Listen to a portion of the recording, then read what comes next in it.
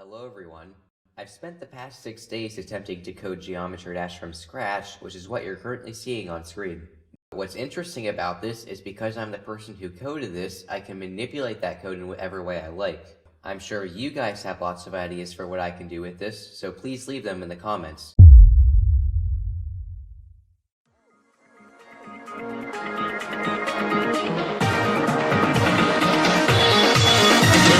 Back in June, I asked you guys what I should do with this Geometry Dash clone I made. I received no shortage of suggestions, and today I'll be showcasing my favorites as well as some of my own ideas. It seemed like a lot of people wanted 2.2 features, so I saved those until the end. But without further ado, Sticky Finger suggests add weapons to Geometry Dash. I added 3 types of weapons, a sword, a gun, and a bomb. All 3 weapons destroy blocks and spikes, but they function in different ways. The sword destroys blocks in front of the player, the gun shoots a bullet towards the player's cursor, which then destroys any blocks it contacts, and bombs are thrown in front of the player and have a chance to destroy any objects within the radius of the explosion. Here they are in action.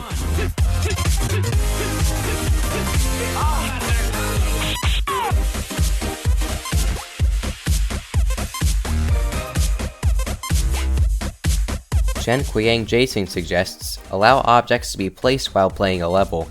This suggestion ended up being a lot of fun to play around with. You can make a staircase out of blocks,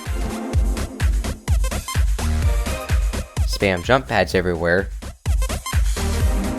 or just hold a block beneath the player. Alex Lord suggests make a portal that increases the player's size. I have an idea for how this can be done in the vanilla game, which I'll probably make a video on in the future, but for now, this is all you get. In addition to increasing the player's size, the large portal also increases the player's jump height. I felt that this made sense due to the fact that being small decreases the player's jump height. Danforce42 suggests make the progress bar act like a video bar, controlling time as it's dragged. I only allowed time to be dragged backwards due to there being no physical way for me to predict the player's path in the future. But yeah, here it is.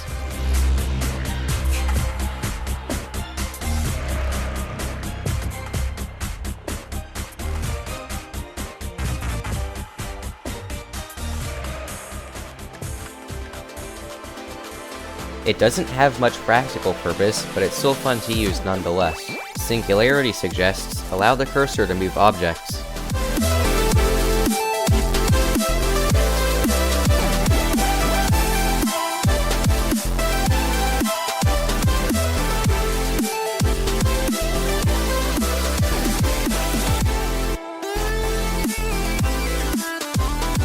Axion suggests fix the hitboxes.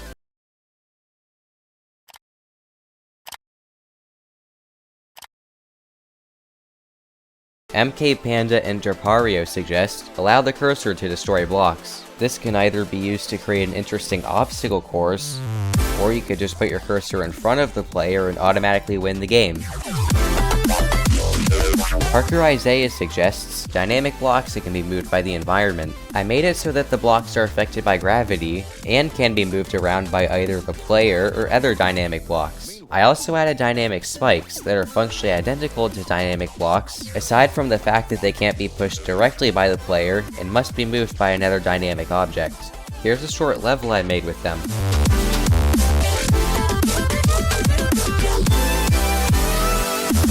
Also, if you arrange them in a rectangle, it creates something fun to watch when the player collides with it. Attain suggests make it so that clicking on an object will make that object jump. This feature allows you to set up levels in a way that some objects need to be clicked in order to be within the player's reach.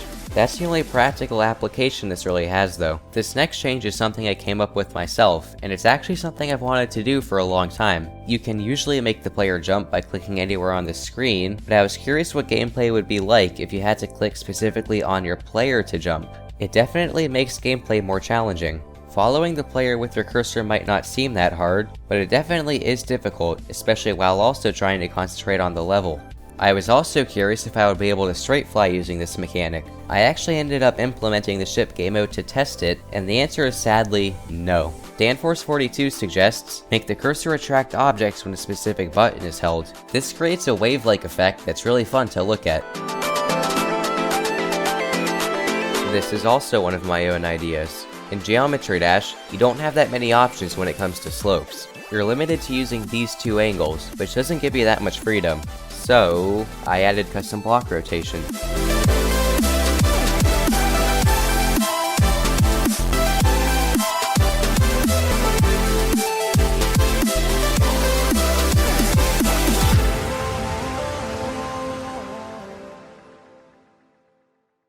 And now, what you've all been waiting for. Basically everybody suggests implement 2.2 features. These are the features I chose to replicate. I don't really have anything interesting to say about reverse mode. There are already places you can use it, but I still wanted to include it since it's a pretty important feature in the update.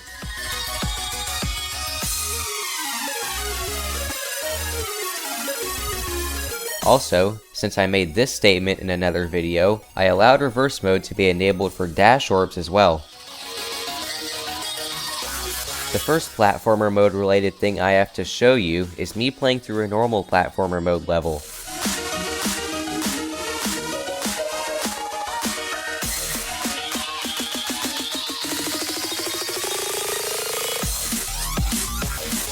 However, that's not all. Robdot mentioned that platformer mode will have an ice block that's basically a block with low friction, which is what I've made here.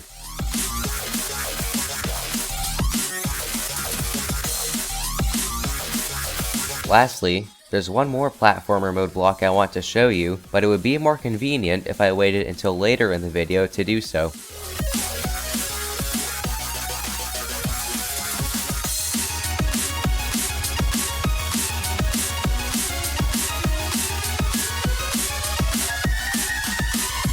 This is a level I made that's only beatable by teleporting the player across the x-axis.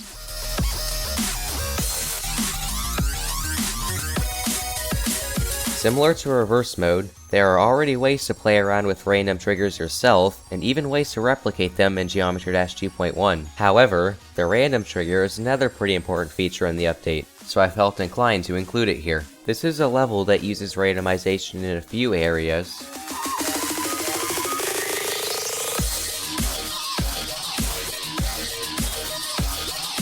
And this is a level that you only have a 1 in 4096 chance of completing.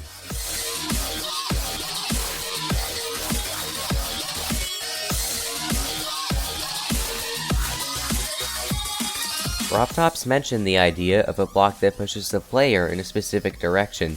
He said that it pushes the player vertically in normal mode and can push the player in any direction in platformer mode, which is what I've replicated here.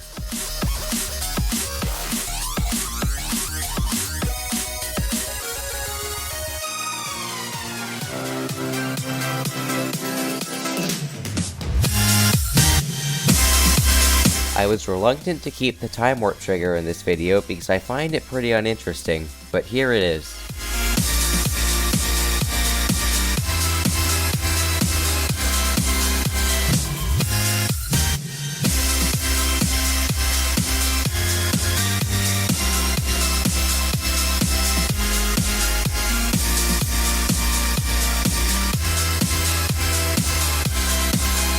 Challenge mode is possibly the biggest feature that's been confirmed for Update 2.2. Robtop has revealed a lot about it to us, but what I find most interesting about it is the possibility of random level generation, which is what I've built here. In order to do this, I made a system that chooses pre-made level templates at random and distributes them across the level. Although it's not truly random, it worked well for my purposes. Here is some footage of me playing a few random levels.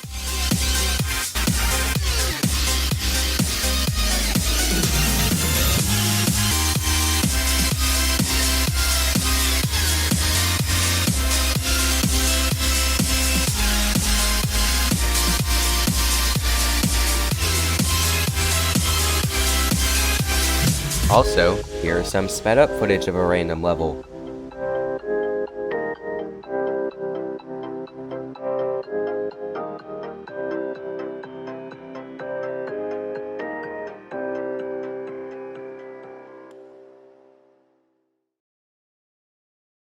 Those were all the submissions I took the time to replicate. This is something I've been wanting to do for some time now, and although it cost me a sizable portion of my sanity, I'm happy with the way it turned out. This definitely was a different type of video, so I hope you still enjoyed it. It's unlikely that I'll make a part 2 to this video, but so long as this video is well received, I do plan on making more coding related content in the future. Anyway, that concludes this video, so cue the end screen.